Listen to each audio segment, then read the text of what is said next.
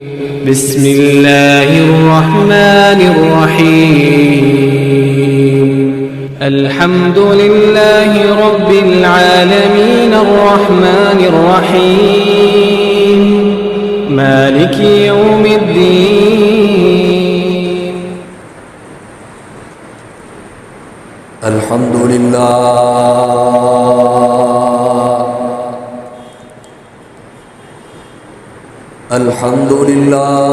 نحمده ونستعينه ونستغفره ونؤمن به ونتوكل عليه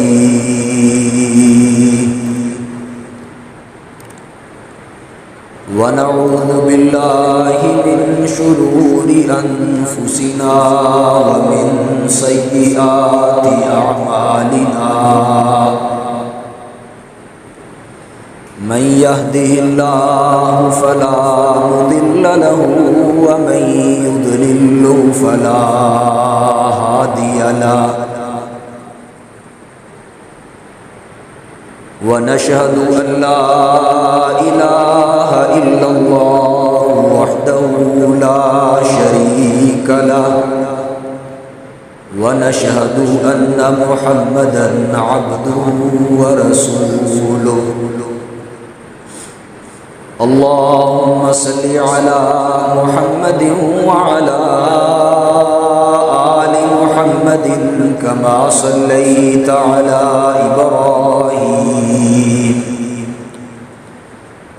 صليت على إبراهيم وعلى آل إبراهيم إنك حميد مجيد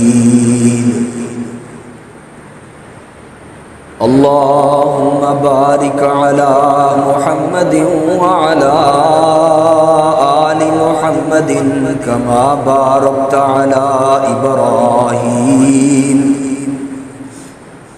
كما باركت على إبراهيم وعلى آل إبراهيم إنك حميد مجيد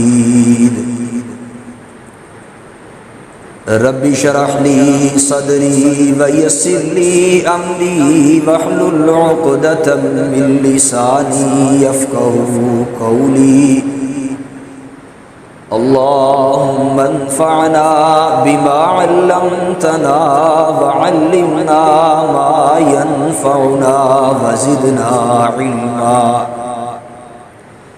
رب أوزعني أن أشكر نعمتك التي أنعمت علي وعلى والدي وأن أعمل صالحا ترضاه وأصلح لي في ذريتي إني تبت إليك وإني من المسلمين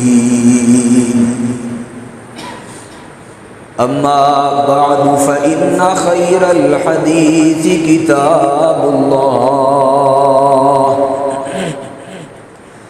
وخير الهدي هدي محمد صلى الله عليه وسلم وشر الأمور محدثاتها وكل محدثة بدعة وكل بدعة ضلالة وكل ضلالة في النار أعوذ بالله السميع العليم من الشيطان الرجيم بسم الله الرحمن الرحيم الذين يذكرون الله قياما وقعودا وعلى جنوبهم ويتفكرون في خلق السماوات والأرض ربنا ما خلقت هذا باطلا سبحانك فقنا عذاب النار وقال الله تعالى في فی مقام آخر وَإِن يَمْسَسْكَ اللَّهُ بِضُرٍّ فَلَا كَاشِفَ لَهُ إِلَّا هُوَ وَإِن يُرِدْكَ بِخَيْرٍ فَلَا رَادَّ لِفَضْلِهِ يُصِيبُ بِهِ مَن يَشَاءُ مِنْ عِبَادِهِ وَهُوَ الْغَفُورُ الرَّحِيمُ۔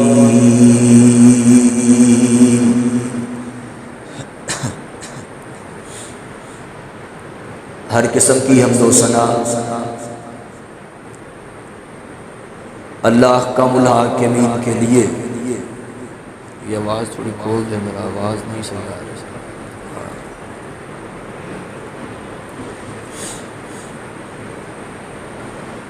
جنہوں نے پوری کائنات کو بنایا اور اس کے نظام کو چلایا، ارب ان گن درود و سلام آقا نامدار محمد رسول اللہ صلی اللہ علیہ وآلہ وصحبہ مبارک وسلم کی ذات اقدس پر، کہ جن کی وجہ سے اللہ رب العزت نے آج ہمیں عقیدہ توحید جیسی عظیم نعمت سے مالا مال فرمایا ہے۔ رحمتوں اور بخشوں کا نزول ہو صحابہ کرام رضوان اللہ علیہم اجمعین کے مدفنوں پر، کہ جن اللہ کے بندوں نے محمد رسول اللہ صلی اللہ علیہ وسلم کی زبان نبوت سے نکلنے والا ایک ایک کلمہ بڑی دیانتداری اور ایمانداری سے ہم تک پہنچایا ہے۔ حضرات، اللہ رب العزت نے جب سے اس کائنات کو بنایا ہے، اس وقت سے 12 مہینوں کو پیدا کیا ہے، اور ان 12 مہینوں میں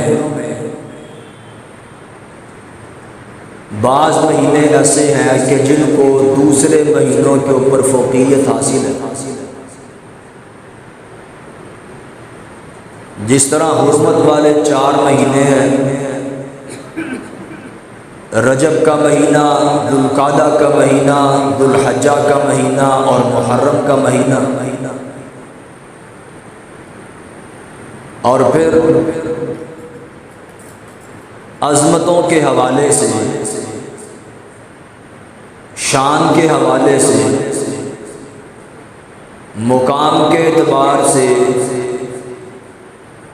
رمضان المبارک کو فوقیت حاصل ہے، اور پھر دنوں کے اندر بھی اللہ احکم الحاکمین نے بعض دنوں کو دوسرے دنوں کے اوپر فوقیت بخشی ہے۔ جس طرح کہ جمعہ المبارک کا دن ہے، اس دن کو ہفتے کے باقی ایام کے اوپر فوقیت بخشی گئی ہے، اور اسی طرح یوم عرفہ کا دن ہے، اس کا بھی ایک اپنا مقام ہے۔ یوم النحر کا دن ہے، اس کا بھی اپنا مقام ہے۔ 10 محرم کا دن ہے، اس کی بھی اپنی ایک فضیلت ہے۔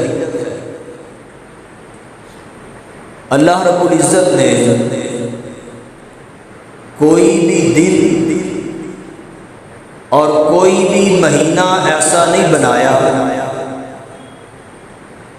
کہ جس کی وجہ سے اس کو منحوس یا نحوست کا باعث قرار دیا جائے۔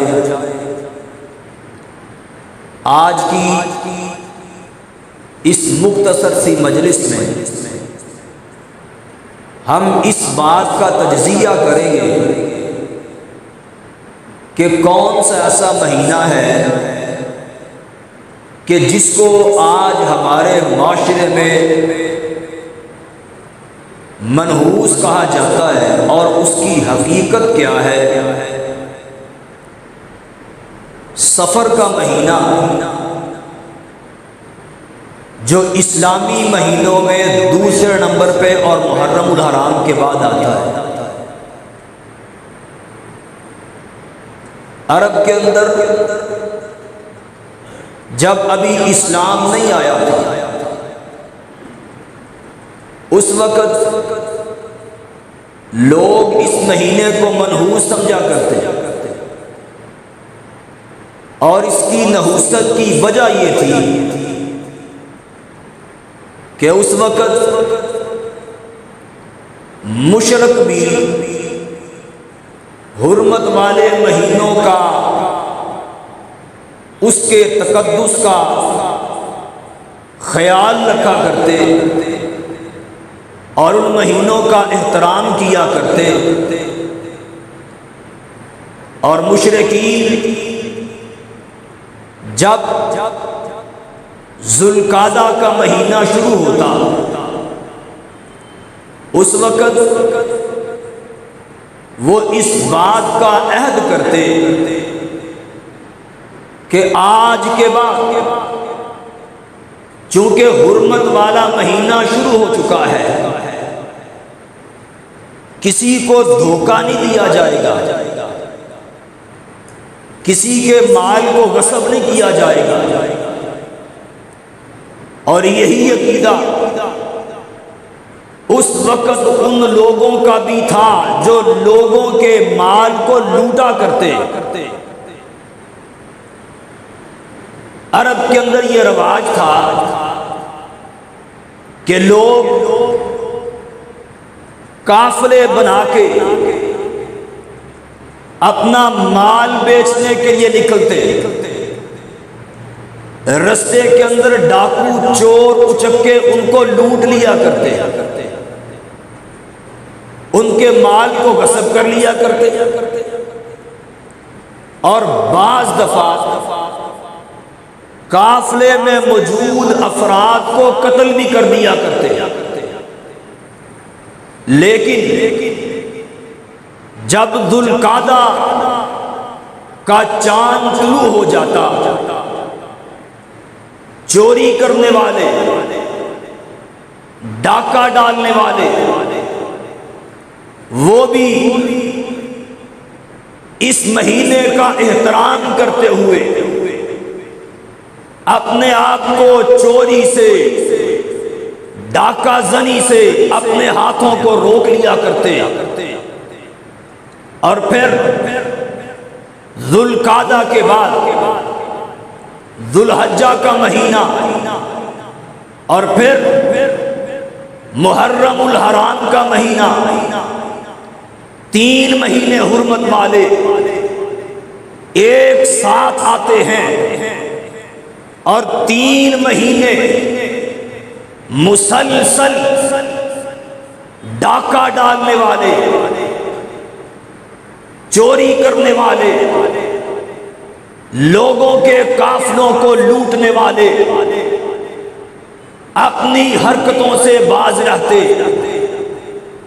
لیکن جیسے ہی محرم الحرام کا مہینہ ختم ہوتا، سفر کا مہینہ شروع ہوتا، اس وقت ان کو چھوٹ مل جایا کرتی، یہ بڑی تیزی کے ساتھ لوگوں کے مال کو لوٹا کرتے، لوگوں کے قافلوں کو لوٹا کرتے، اور بے دریغ لوگوں کا قتل عام کیا کرتے۔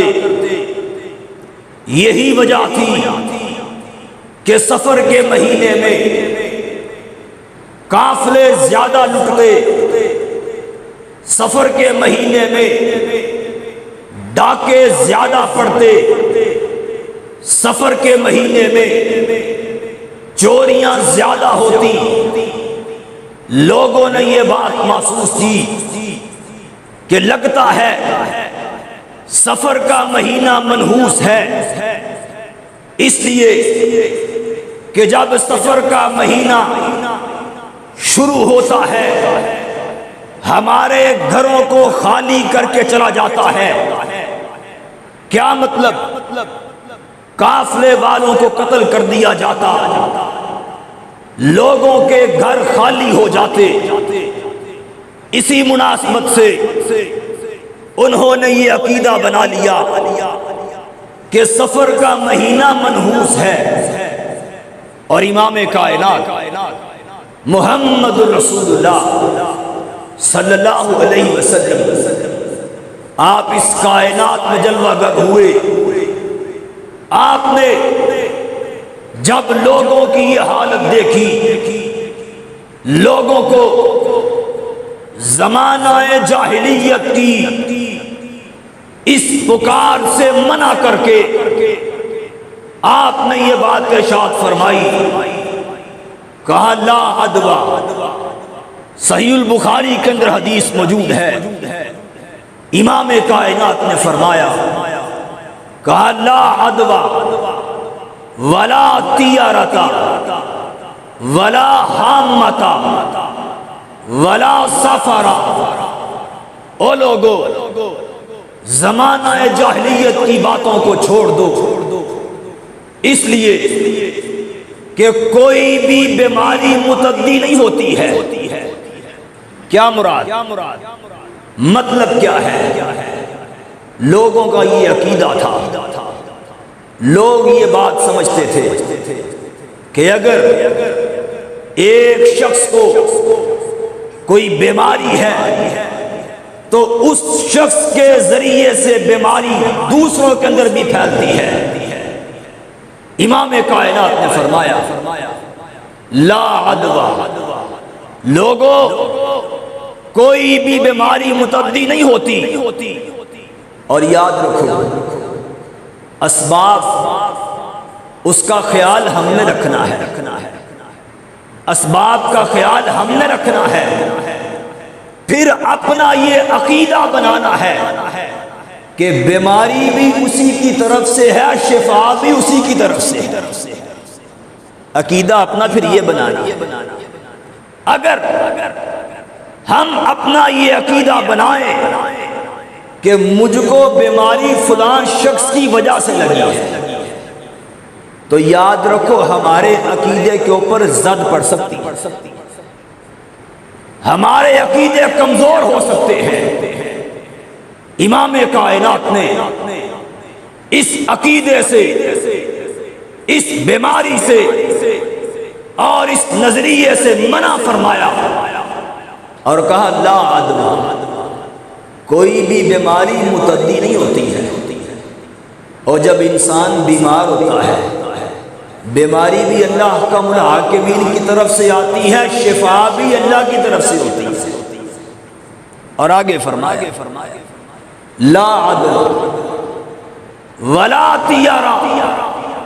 او لوگو، اس مہینے میں بدشگونی لینے سے بعد آ جاؤ۔ اب بدشگونی کیا ہے؟ اس وقت عرب کے اندر یہ رواج تھا کہ صبح کے وقت جب کام کاج کے لیے اپنے گھروں سے نکلنے لگتے پرندوں کو چھوڑا جاتا، اور پھر اگر پرندہ دائیں طرف اڑتا تو سمجھتے کہ آج ہمارا دن اچھا گزرے گا، اگر پرندہ بائیں طرف اڑتا تو سمجھتے کہ آج ہمارا دن صحیح نہیں گزرے گا۔ مطلب یہ انہوں نے اپنے نفع نقصان کا مالک پرندے کو سمجھا، اور یہ عقیدہ بھی توحید پرستوں کا نہیں، توحید والوں کا یہ عقیدہ نہیں ہے، توحید والوں کا یہ منہج نہیں ہے۔ اور پھر ان کا وتیرہ کیا تھا؟ جب سفر کے لیے نکلتے تو فضا میں تیر چھوڑتے، اگر زیادہ تیر بائیں طرف گرتے سفر کو منسوخ کر دیتے، اگر زیادہ تیر دائیں طرف گرتے تو سفر کو اختیار کرتے، سفر کے لیے نکل جاتے۔ یہ وہ چیزیں تھیں کہ جن کے بارے میں امام کائنات نے فرمایا، کہا ان چیزوں کے اندر کسی قسم کی نہ کوئی خیر ہے نہ کوئی شر ہے، نہ کوئی نفع ہے نہ کوئی نقصان ہے۔ اور پھر آج ہمارے معاشرے کے اندر بھی یہ بات عام ہو چکی ہے، ہمارے معاشرے کے اندر بھی لوگوں کے اندر یہ چیزیں آ چکی ہیں کہ جناب آج صبح دکان پہ گاہک ادھار لینے کے لیے آ گیا، اب دکان پہ سارا دن سودا صحیح نہیں بکے گا، دکان پہ کاروبار صحیح طریقے سے نہیں ہو سکے گا، یعنی اس نے اپنے نفع نقصان کا مالک اس ادھار لینے والے شخص کو سمجھا اور یہ عقیدہ بنا لینا کہ صبح بلی کا منہ دیکھ لیا گھر میں خیر و برکت ہی نہیں آئے گی۔ آٹا گوندتے وقت اگر کسی عورت سے آٹا کچھ برتن سے باہر گر جائے تو رزق میں کمی واقع ہو جائے گی۔ اگر مکان کی چھت پہ الو بولے تو گھر کے اندر نقصان ہوگا۔ یہ وہ چیزیں ہیں، یہ وہ باتیں ہیں کہ جو آج ہمارے اس معاشرے کے اندر رائج ہو چکی ہیں۔ امام کائنات محمد رسول اللہ صلی اللہ علیہ وسلم آپ نے فرمایا، حدیث قدسی ہے، اللہ کا الحاکمین فرماتے ہیں، فرمایا انا عند ظن عبد بی، فرمایا میرا بندہ جس طرح کا بھی گمان کرتا ہے نہ اس کے ساتھ اسی طرح کا ہو جاتا۔ اگر ایک شخص اچھا گمان کرتا ہے، اچھی سوچ رکھتا ہے، مثبت سوچ رکھتا ہے تو اس کا فائدہ ہوتا ہے، لیکن اگر ایک شخص وہ منفی سوچ رکھتا ہے، برا گمان رکھتا ہے، اس کے ساتھ برا ہو جاتا ہے، اس کے ساتھ برا ہو جاتا ہے۔ اس لیے جب بھی کوئی کام کرنے لگے، جب بھی ذہن میں کوئی منصوبہ بنانے لگے تو ہمیشہ اپنی سوچ کو اچھا رکھنا چاہیے، اپنی سوچ کو مثبت رکھنا چاہیے۔ حدیث پاک کے اندر یہ بات موجود ہے، اللہ کے پاک پیغمبر علیہ السلام آپ ایک شخص کے گھر میں گئے، پتہ چلا بیمار ہے، لاچار ہے، کمزور ہے، بے بس ہے، بے کس ہے۔ کائنات کے امام تیمارداری کے لیے آپ تشریف لے گئے، اللہ کے پاک پیغمبر نے دعا دی، آپ نے فرمایا لا بأس طہور انشاءاللہ، بات سمجھنے والی ہے، آپ نے کہا لا بأس طہور انشاءاللہ۔ او بھائی اگر اللہ نے چاہا تو ضرور اس بیماری سے پاک ہو جائے گا۔ تو آگے سے کہنے لگا لگتا ہے اب یہ بیماری مجھے قبر میں پہنچا کے ہی دم لے گی۔ آج ہمارے ہاں بھی ایسے لوگ موجود ہیں، مایوس ہو کے اس طرح کی باتیں اپنی زبان سے نکال دیتے ہیں۔ اس نے کہا لگتا ہے یہ بیماری مجھے قبر میں پہنچا کے دم لے گی۔ اللہ کے پاک پیغمبر جب اس بات کو سنا آپ نے فرمایا چلو ٹھیک ہے بھائی، پھر ایسے ہی صحیح، اگر تمہارا گمان اچھا نہیں ہے تو پھر ہم کیا کر سکتے ہیں۔ یعنی معلوم یہ ہوا کوئی بھی کام ہے اگر بیماری آئی ہے تو پھر بھی اپنی سوچ کے زاویے کو مثبت رکھنا ہے۔ اگر کاروبار میں گھاٹا پڑا ہے پھر بھی اپنی سوچ کے زاویے کو مثبت رکھنا ہے۔ اگر کسی چیز میں نقصان ہوا ہے پھر بھی اپنی سوچ کے زاویے کو مثبت رکھنا ہے۔ اگر مثبت رکھو گے اس کے اثرات اچھے نکلیں گے، لیکن اگر مثبت سوچ کو نہیں رکھو گے تو اس کے اثرات کبھی بھی اچھے نہیں نکلیں۔ آگے بڑھیے۔ لا عدل ولا تیارہ ولا حامہ۔ حامہ سے مراد کیا ہے؟ لوگ اس وقت ان کا وتیرہ کیا تھا؟ حامہ ایک تو اس کا معنی یہ لیا گیا ہے کہ الو کے ساتھ یہ فعل نکالا کرتا، اور دوسرا اس کا معنی یہ لیا گیا کہ وہ لوگ یہ بات سمجھا کرتے کہ جو لوگ دنیا سے چلے گئے ہیں اب ان کی روحیں وہ پرندوں میں آتی ہیں، وہ پرندے بن کے دوبارہ دنیا میں آتے ہیں۔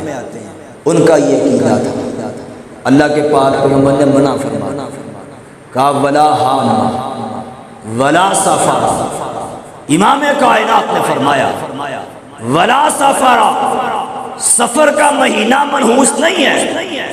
آج اس مہینے کے اندر وہ لوگ جو شادیاں نہیں کرتے اور پھر 13 تیزی کے نام سے ایک اور روایت چل نکلی ہے، اور لوگ کہتے ہیں جس سفر کے جو پہلے 13 دن ہے نا یہ بہت زیادہ منحوس ہے۔ حالانکہ ایسی کوئی بھی بات نہ قرآن کے اندر موجود ہے نہ حدیث کے اندر موجود ہے۔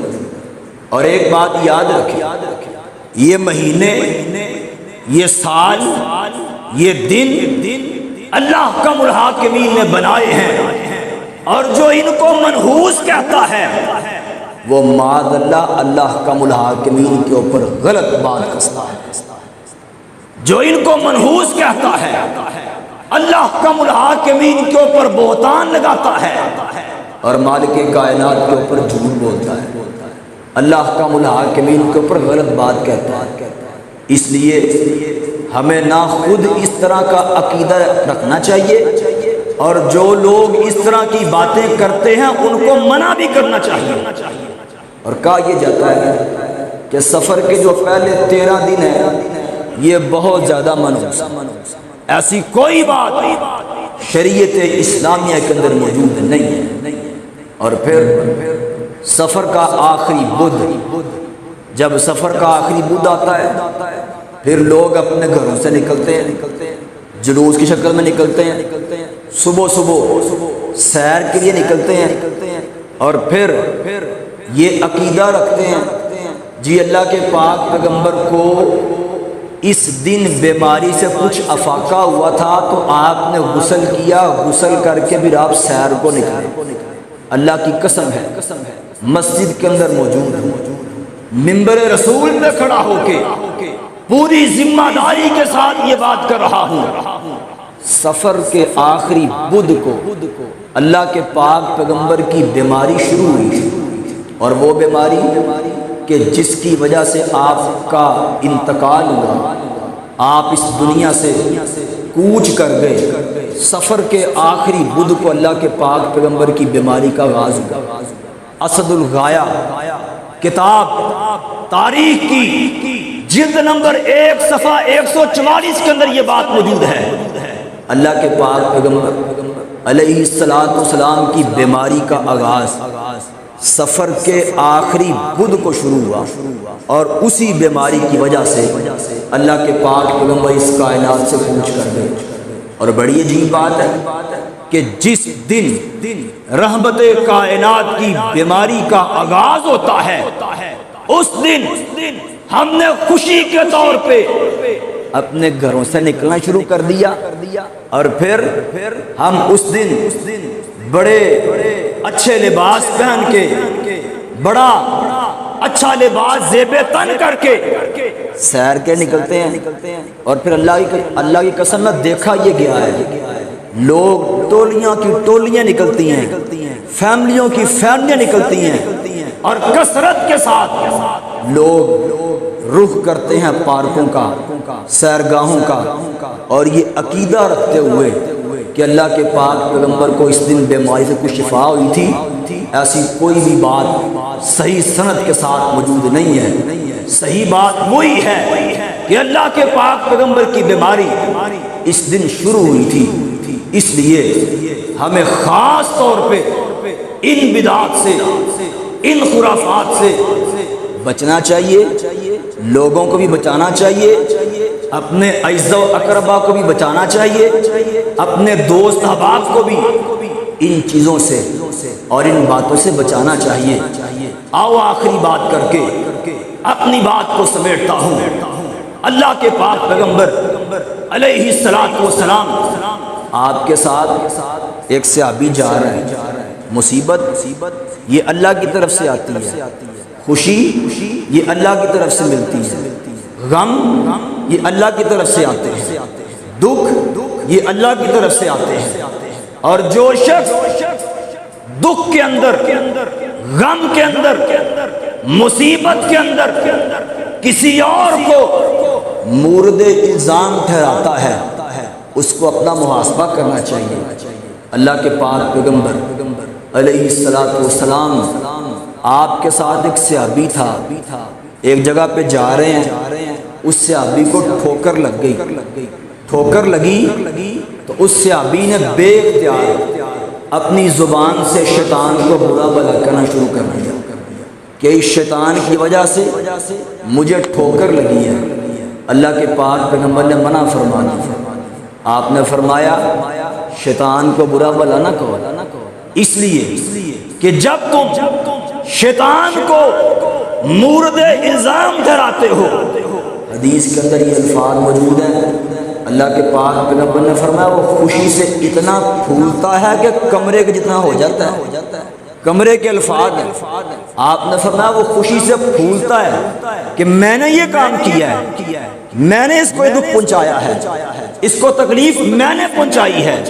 اللہ کے پاک پیغمبر نے فرمایا ایسی بات نہ کیا کرو، بلکہ جب بھی کوئی دکھ ملے، کوئی تکلیف آئے، کوئی مصیبت آئے تو بسم اللہ کہا کرو، اللہ کا نام لیا کرو۔ اور پھر آؤ اس کا ایک اور پہلو آپ کے سامنے رکھ کے اپنی باتوں کو ختم کر رہا ہوں۔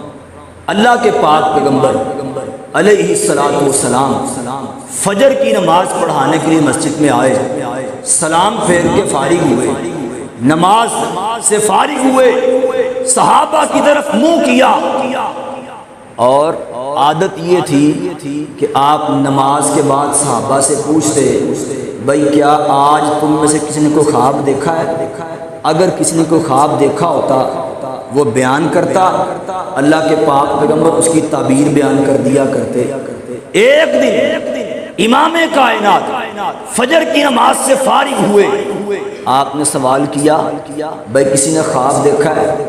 کوئی بندہ نہیں بول رہا۔ آپ نے فرمایا پھر میں نے آج خواب دیکھا ہے، میں نے دیکھا کہ ایک نبی ایسا ہے اللہ کا الحاکمین کے دربار میں آ رہا ہے، اس کے ساتھ 100 بندہ ہے، ایک نبی آ رہا ہے اس کے ساتھ 10 بندے ہیں، ایک نبی آ رہا ہے اس کے ساتھ 1 بندہ ہے، اور ایک نبی اللہ کے دربار میں اکیلا ہی آ رہا ہے۔ یعنی اس نے ساری زندگی رب کی توحید کا اعلان کیا، لیکن کوئی بھی بندہ مسلمان نہیں ہوا۔ اللہ کے پاک پیغمبر فرماتے ہیں میں نے اچانک دیکھا آسمان کے ایک کنارے سے دوسرے کنارے تک میں نے دیکھا کہ ایک جمع غفیر ہے۔ آپ فرماتے ہیں میرے دل میں یہ خیال پیدا ہوا، یہ خواہش پیدا ہوئی کہ یہ میری امت کے لوگ ہیں۔ مجھے بتلایا گیا آقا یہ آپ کی امت کے لوگ نہیں بلکہ یہ نبی موسیٰ کے ماننے والے ہیں۔ جبریل نے کہا آقا اپنے دائیں طرف دیکھیں، فرمایا میں نے دائیں طرف دیکھا، انسانوں کا جمع غفیر ہے۔ کہا آپ بائیں طرف دیکھیں، وہاں بھی انسانوں کا جمع غفیر ہے۔ پیچھے دیکھا وہاں بھی انسان ہی انسان ہے۔ آگے دیکھا انسان ہی انسان ہے۔